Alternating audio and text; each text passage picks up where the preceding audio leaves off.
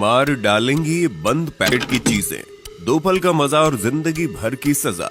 दोस्तों, क्या आपको पता है नूडल और चिप्स जैसी इन सारी पैकेट में बंद चीजों में सुअर की चर्बी को मिलाया जाता है? और क्या आपको पता है फैक्ट्री में काजू कैसे बनता है? अगर आप सोचते हैं कि काजू को डायरेक्ट पेड़ों से तोड़कर मार्केट में भेज दिया जाता है तो आप गलत हो, क्योंकि काजू का कच्चा फल जहरीला होता है। और क्या आपको पता है सप्लीमेंट बनाने के लिए जानवरों की हड्डियों का इस्तेमाल किया जाता है? अगर नहीं पता तो टेंशन नहीं लेने का, क्योंकि आज के वीडियो में हम आपको दिखाएंगे डेली लाइफ में इस्तेमाल होने वाली चीजें फैक्ट्री में आखिर कैसे बनती हैं। तो दोस्तों, फैक्ट्री का सफर स्टार्ट करने से पहले वीडियो को एक छोटा सा लाइक करके चैनल को सब्सक्राइब कर लो, क्योंकि ये वीडियो हमने बड़ी मेहनत से बनाई है। तो चलिए शुरू करते हैं। अपनी कुर्सी की पेटी बांध लीजिए, मौसम बिगड़ने वाला है।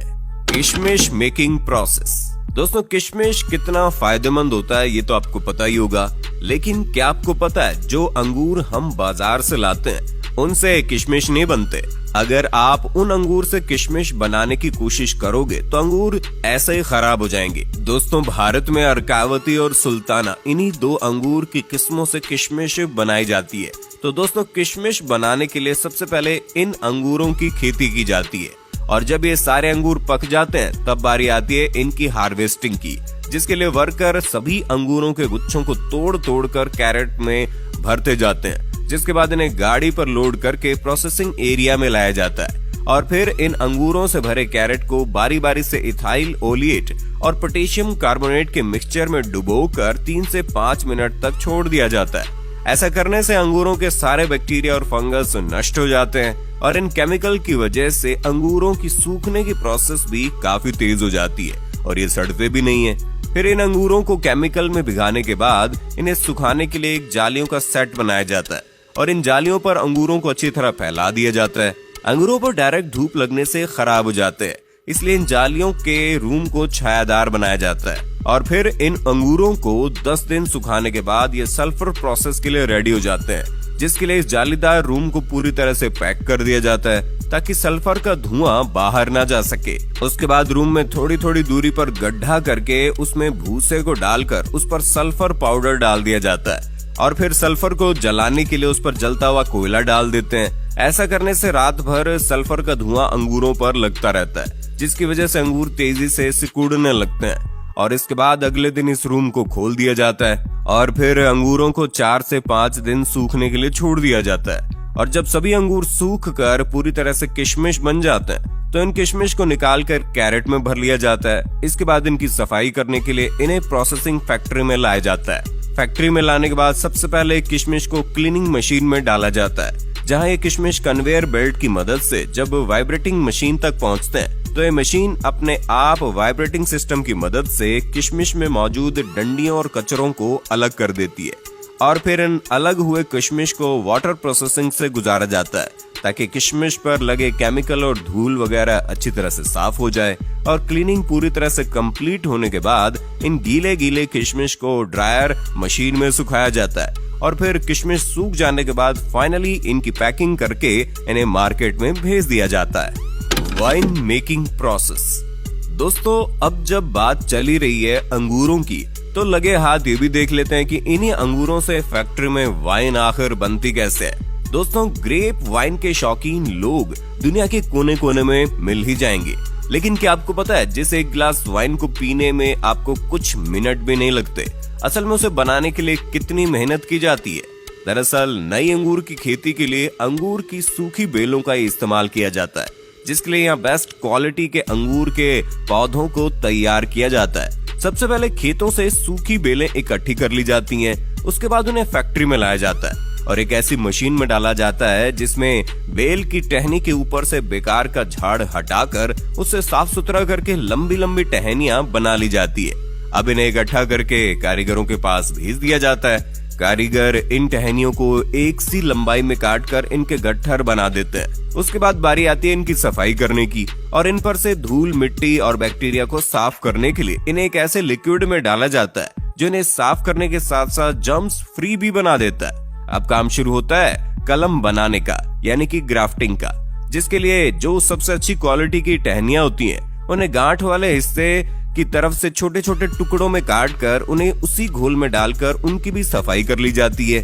उसके बाद एक मशीन की मदद से जिन टहनियों के गट्ठर बनाए थे उन्हें छोटे गांठ वाले टुकड़ों के साथ जोड़कर उनकी ग्राफ्टिंग की जाती है, जिसके लिए खास मशीन का इस्तेमाल किया जाता है। इस मशीन के ऊपर छोटे टुकड़े को फंसाया जाता है और नीचे लंबे टुकड़ों को रखा जाता है, जिसके बाद ये मशीन उस छोटे टुकड़े को लंबे टुकड़ों में फिक्स कर देती है और अब कलम बनकर तैयार हो चुकी है।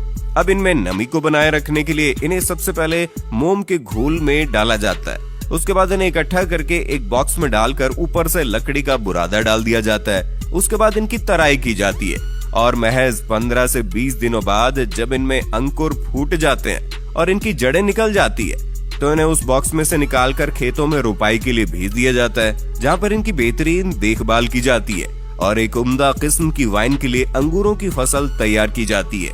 जब ये फसल पूरी तरह से तैयार हो जाती है तो प्रोसेस शुरू होता है वाइन बनाने का।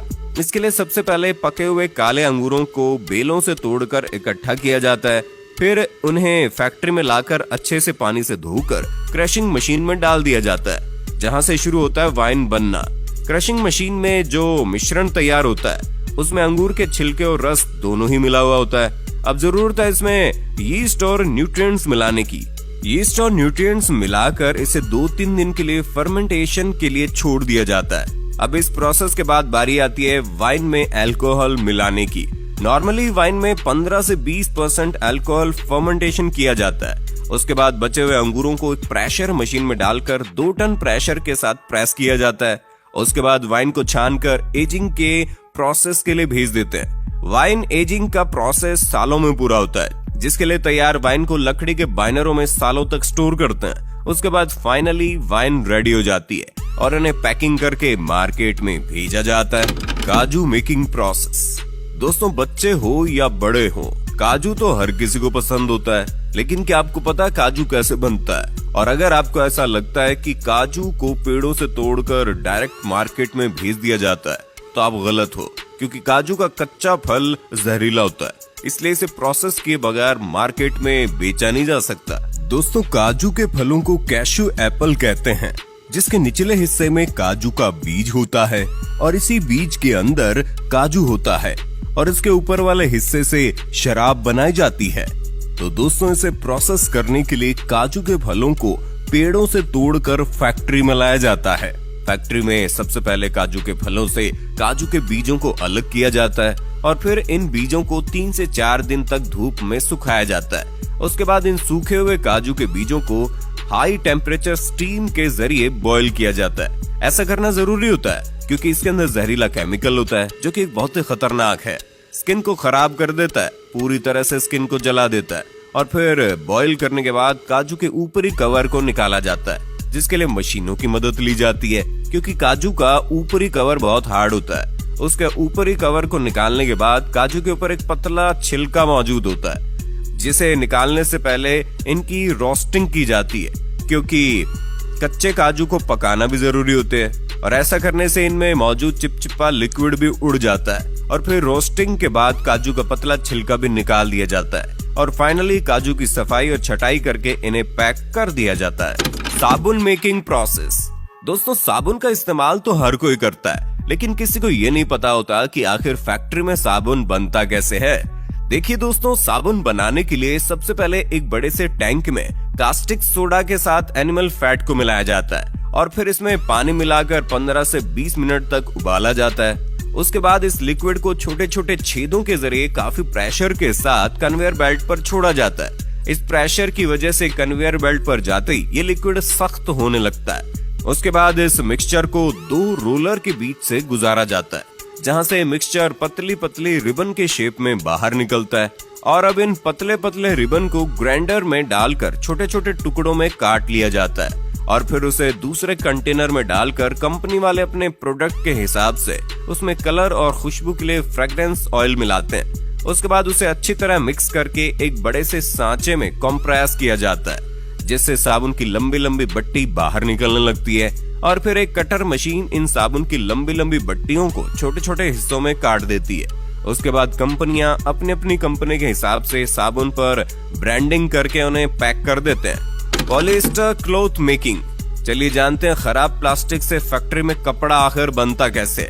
देखिए दोस्तों, खराब प्लास्टिक से कपड़ा बनाने के लिए सबसे पहले दुनिया भर से बहुत सारा खराब प्लास्टिक का मटेरियल फैक्ट्री में मंगवाया जाता है। उसके बाद इन सारे खराब प्लास्टिक के मटेरियल को कन्वेयर बेल्ट पर डालकर बहुत ज्यादा खराब प्लास्टिक को अलग कर दिया जाता है और फिर इन खराब प्लास्टिक के मटेरियल को एक क्रशर मशीन में डालकर क्रश किया जाता है। इसके बाद इस बारीक प्लास्टिक को गरम गरम पानी में डालकर उबाला जाता है और जब ये प्लास्टिक बिल्कुल साफ हो जाती है तो एक छलनी की मदद से इन ऑफ प्लास्टिक को छानकर बाहर निकाल लिया जाता है, जिसके बाद इन प्लास्टिक को एक रोटेटिंग मशीन में डालकर ड्राई कर लिया जाता है और फिर इस ड्राई प्लास्टिक के पाउडर को इस मशीन में डाला जाता है, जहाँ ये प्लास्टिक का पाउडर हाई टेम्परेचर से गुजरते हुए प्लास्टिक के लंबे लंबे थ्रेड की शेप में बाहर निकलता है। इसके बाद इसे हीट करके फाइबर बना लिया जाता है। ये फाइबर रुई के शेप में होता है, जिसके बाद इसे रुई से धागा बनाया जाता है और धागे से कपड़े कैसे बनते हैं ये तो आपको पता ही होगा।